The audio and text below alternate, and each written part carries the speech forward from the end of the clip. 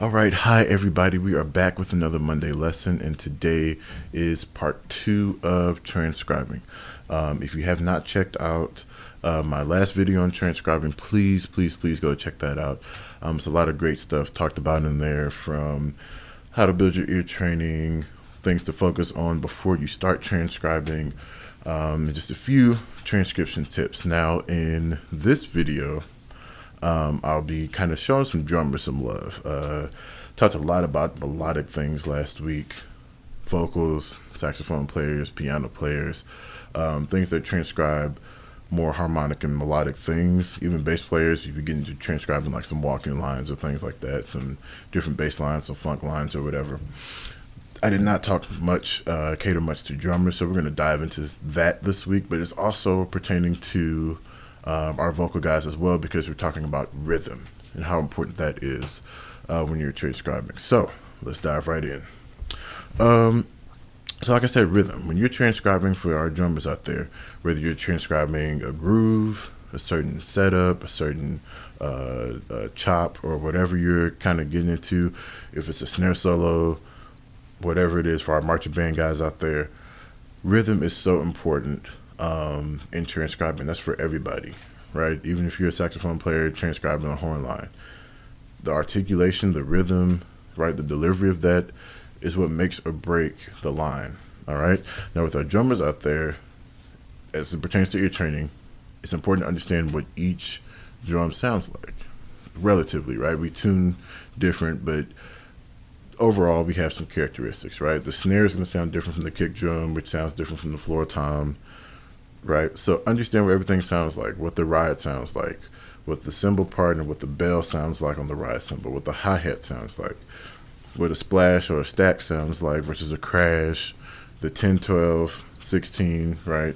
Kick drums, all that stuff sounds like, right? Because during drummers, we transcribe a lot of different things. We could transcribe chops, like I said, grooves, but also tuning. There's a lot of people that try to match tuning of different drums. So understand what that stuff sounds like, so you have more of a focus on, but you don't want to try to make your 10, right, sound like a 12, or make your 10 sound like a 16, or make your 10 sound like an 8, or make your 8 sound like a 12. Like, have some kind of focus or some kind of idea of what that stuff sounds like. And now we're even better because we have a lot more footage, so you can see what's going on. You can actually watch the drummers play and see, oh, okay, that's what his 8 sounds like, that's his 10, or whatever. So understand what that stuff sounds like. Now, rhythm of these things. Subdivision is huge. Is huge, right? We're into syncopation. We're into things that are kind of like odd meter and off time and kind of syncopated and pushed and pulled and all these different things. But if you understand the subdivision, that's going to make that process a lot easier. Is it a 16th note kind of thing? Is it swung? Is it straight? Is it a triplet groove? Is it an 8th note thing? Is it a quarter note thing? What's happening? Is the understanding how to, like if you're transcribing like a groove, how to find the meter, right? A lot of times in drummers, there's a pattern being played, no matter if you're in 4/4, 7/8, 6/8, right, 3/4, whatever it is, there's usually some kind of pattern being played. So what I usually like to do is listen to it, right, and figure out when the pattern starts over. And all I do is just start kind of from quarter notes and kind of work my way to see, okay, is it a 16th note thing? Is it a 8th note thing, quarter note thing, right? And I just listen to usually the kick drum and try to figure out when that pattern starts over, right?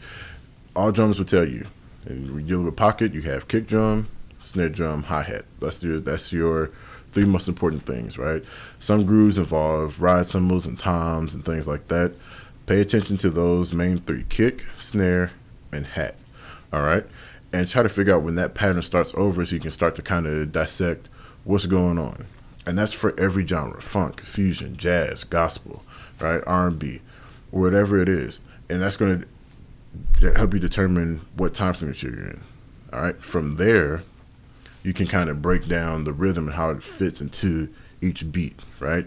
What carries over the bar line? What carries, across the beat? Is something tied? Is it an 8th note rest in there, 16th note rest, whatever? Is it a triplet? Whatever's going on, it helps you further subdivide from there, All right. The other point I want to bring up is notation. This is for everybody, right? Notation. Learn how to notate these things, right? A lot of times we know how to play things, but we don't necessarily know how to notate. That helps you see what you're playing, understand what it is, helps you break it up. You don't have to focus so much on memorizing it just yet because you're trying to learn, right?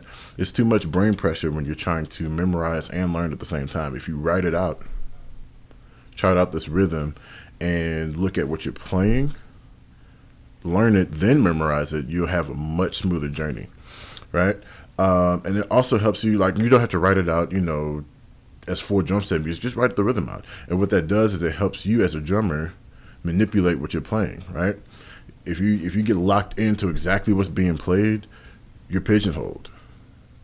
But if you just write out the rhythm, you can do anything that you want to do, right? If it's a chop and they went from, the 8 to the 10, 12, 16 or whatever, you can move that in. You can do a hi-hat to a ride to a 16 to a snare to a whatever. You can make it your own. You can kind of mix and match however you want to and just focus on the rhythm, not necessarily making a carbon copy of that drummer, right? And for our horn players that transcribe the rhythm of certain melodies, when you chart out the rhythm, it helps you get that articulation right, helps you get that feel right. If it does not feel good, it will not sound good. If it does not feel good, it will not sound good, right? It's got to feel good. It is not going to feel good if it's not in time. Simple as that. If the rhythm is not right, if it's not in time, if it's not, jiving right, it's not going to feel good. It's not. So understanding that rhythm is so vital. And if you notate it out, if you chart it out, it will help you tremendously. All right. The last thing I'm going to talk about is kind of sticking and dynamics, right? Understanding how to get certain textures and tones out of the kit, right? As drummers, we have a lot of different ways to get some long tones, to get some short tones, right? To get a couple of diddles and flams out of the kit. So understand what those things sound like and how to get those certain sounds and textures out of your kit, right? How to get a buzz roll out, how to get a double stroke roll out, how to get a flam out, right? Understanding different textures, how the stick height, right? And how you get volume, the difference between a direct snare hit and a rim shot or a ping or whatever, like I said earlier, how to hit the edge of the cymbal versus the bell, right? Open hi-hat, close hi-hat, choke, stick choke versus a foot choke, things like that. How to get a double out on your kick. All these different things. Understand how to get these textures out before you go and transcribe so you can see and better understand, better pinpoint what that drummer is doing, right? How to get a drag out the kit. It's so many different textures on the snare drum, on the drum kit. A lot of times we get kind of picked on because it's just, one direct tone. That's what people see it as, but no. There's a whole lot of different sounds or textures you can get out of the kit. So just spend some time exploring that before you go in and dive into transcribe and try to figure out what's going on. And I guarantee you that's going to pinpoint your ear, it's going to train your ear, and you'll get to your results much quicker, much more efficient. And then you become more of a well-rounded player, musician, transcriber, performer, studio musician, whatever it is. All right. So I hope this has helped you. Hope you can start applying this to your personal practice and playing while we're under quarantine. And I will see you all next Monday.